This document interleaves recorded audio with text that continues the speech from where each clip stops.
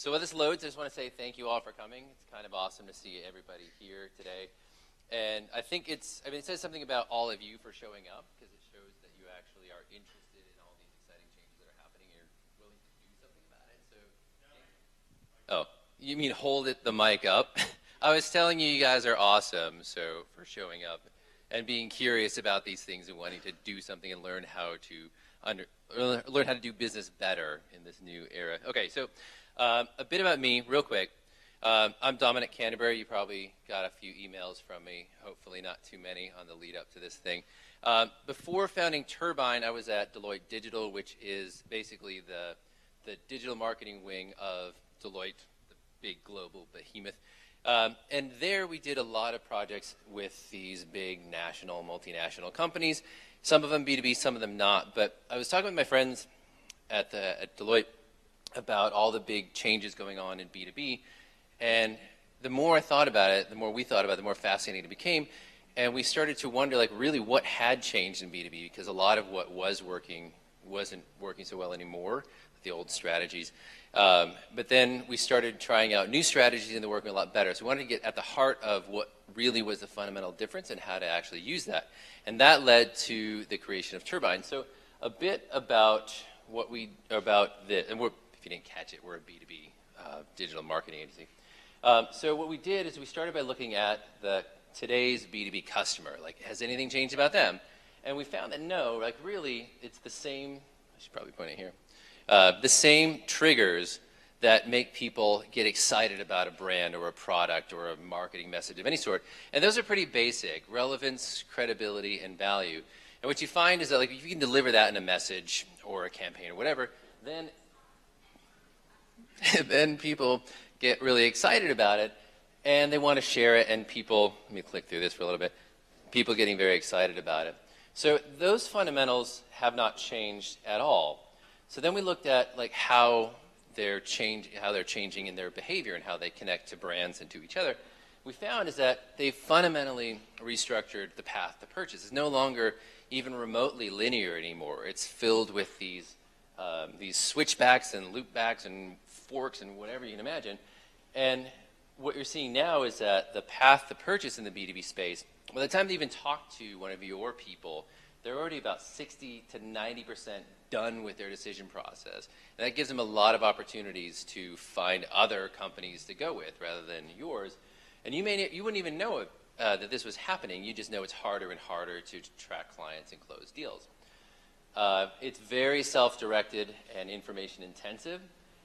In its multi-channel, 24/7, and on web and mobile, they want to have it where access to this information wherever they are. They also have a lot of new influences. So we have, what we're seeing here is that a lot of B2B decisions are motivated by amateur and peer reviews. It's one of the top influencers that is reported about decision-making processes. How-to guides comes up a lot. Webinars is very powerful. Expert opinions, demo videos. And you've probably seen all this, but it would be easy to think that, well, if I just produce these things, then that's content marketing. But the question is, like, how do people actually connect with content? It's not enough to just put content out there and expect it to have a result, even if it's very valuable stuff. So the question is, like, why does content work so well? I mean, it's an incredibly powerful driver of the decision-making process. So once again, it comes down to these three factors: the relevance, the credibility, and the value.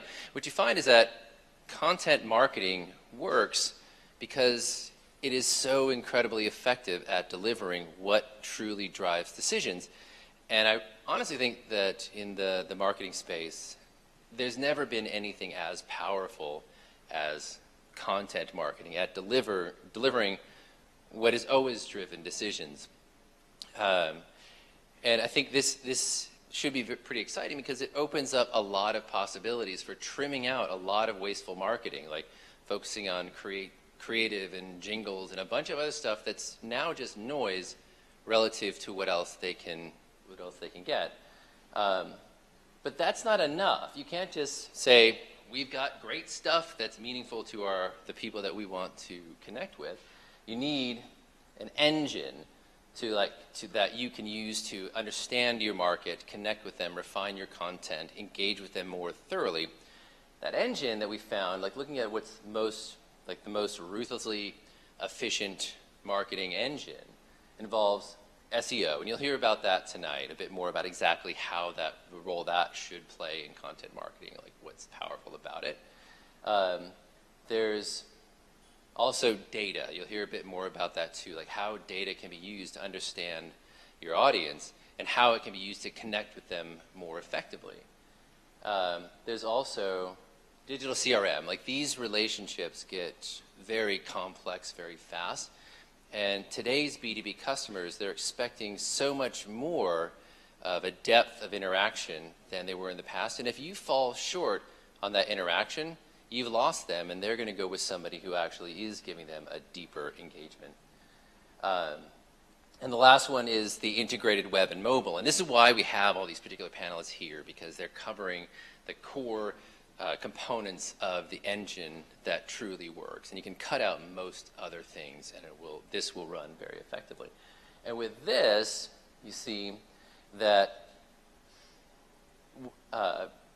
there's still not exactly a connection with your audience. Even this isn't good enough. But what makes this work is looking at the connectors of the community itself. They're all connecting about what matters most to them, the information that helps them solve problems, impress their bosses, increase efficiencies, all that.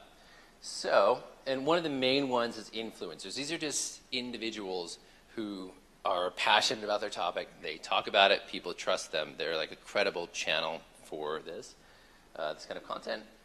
We also see these same like industry media and organizations, trade publications, and all that. Those are still tremendously important, like conferences, for example.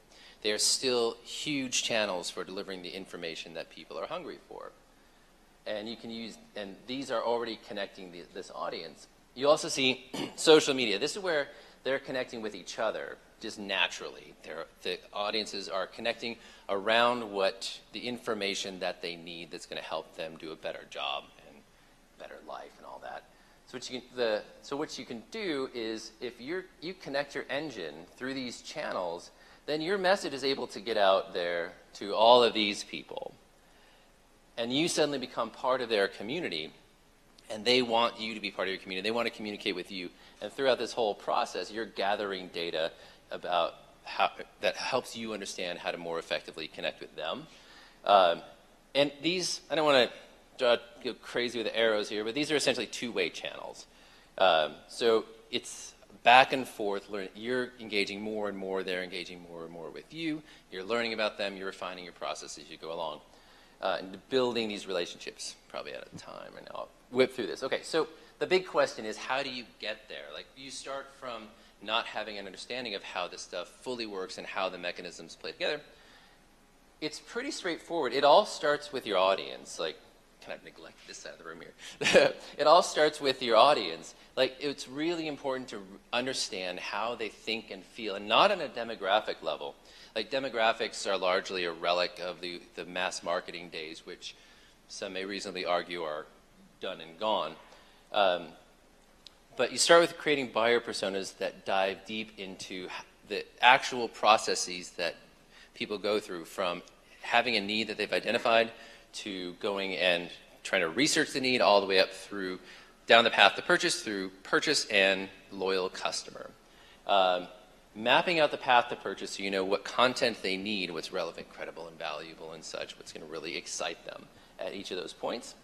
And building the content plan, saying at this particular cadence through these channels to hit these particular needs. And it's rather straightforward. You put it out there and you start learning about your audience. And you start being able to refine it. And that's where you set it up, you launch it, you test it, and you refine it. Because you're not going to get it right the first time. Nobody does. But it's going to, once you start it, then you can start learning about them and improving and developing deeper relationships. So next steps. Now, I know it can be, for a lot of people, it can be daunting to start building something that is so out of many people's comfort zones. But it's really pretty straightforward. It's important to start very, very simply. And I recommend today even, well, tomorrow, after the after party, looking at just thinking about it how your customers think about it. Identify relevant resources along the path to purchase. Like pretend you're one of your own customers. Like how would you think through the process? And what would you find along the way? What would influence you? What would impress you? And what works and what doesn't? And just start getting engaged in this. Start following, liking, and sharing. You'd be amazed at how effective that is. Just getting involved in that way, just showing up, holds tremendous power in the social space, the digital space in general. Then start contributing to the conversations. If you have information on something, just start adding to it. And as you go along, let me go back one. As you go along, you'll find that you start building relationships that you can use to understand how social works, like how this content marketing works, because it's working on you and you're participating in those conversations that it's designed to create.